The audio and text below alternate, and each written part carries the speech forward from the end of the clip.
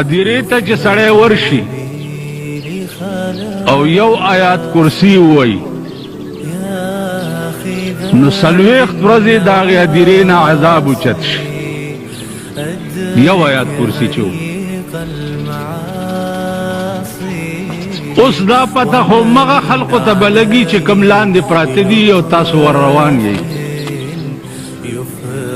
د دې وجې نه عزیزانو د دې ځای ډېر زیات خیال ساتئ دا مخامخ خدای خبر څه شی جوړیږي دا څه شی دی وړکیه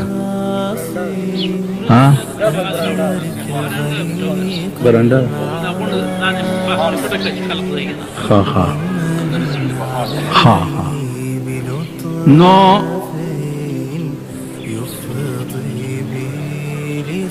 یو خبره درته کوم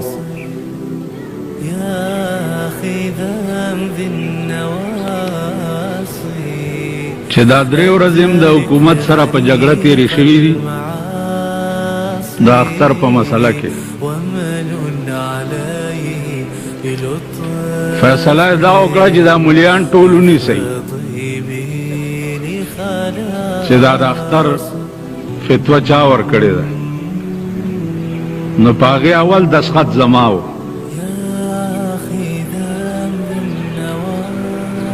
بیا یې ویلې چې د دې اتوار په ورځ اخترونو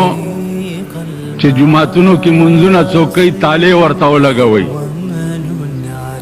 چې څوک پکې مونځ ونه کړي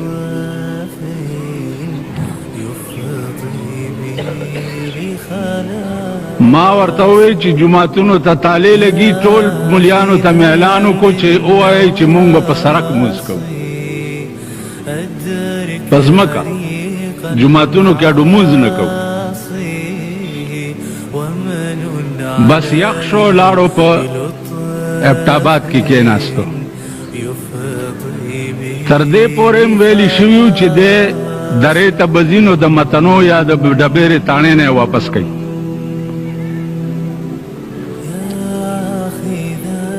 ما ورته وویل چې خبره دا ده چې په دې میدان کې ډېر وپرځېده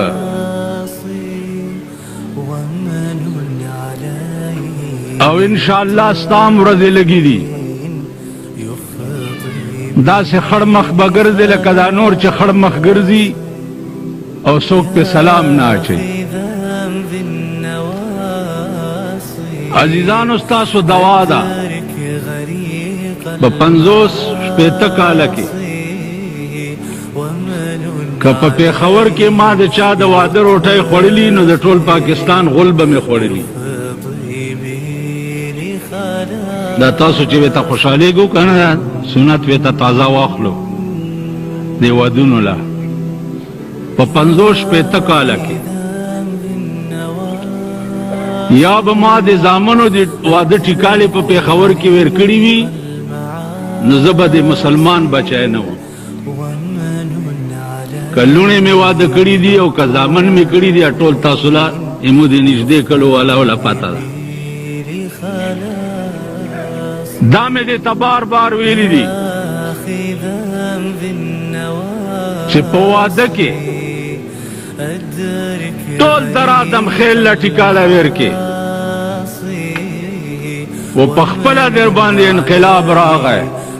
والله که یو وخت ټیکاله هم کاله له دیر بیړي ټول ویایو ها دا به ته ورته وایې چې ما د زوی چرګان در باندې خوړلي وو ګډان مې در باندې خوړلي وو اوس په ما لوږه راغله یو وخت ټیکاله ماله راکړه مړی ده ما مړي ټول دلته ښخ شوي دي تاسو ټولو له پته ده زه دا کار نه کوم څومره پیسې چې په مړو او څومره پیسې چې په ژوندو په ودونو لګاوو د ما د خدای په ذات قسم وي چې په هغې کې یوه ټیډي پیسه په دغه ځای ولګاوو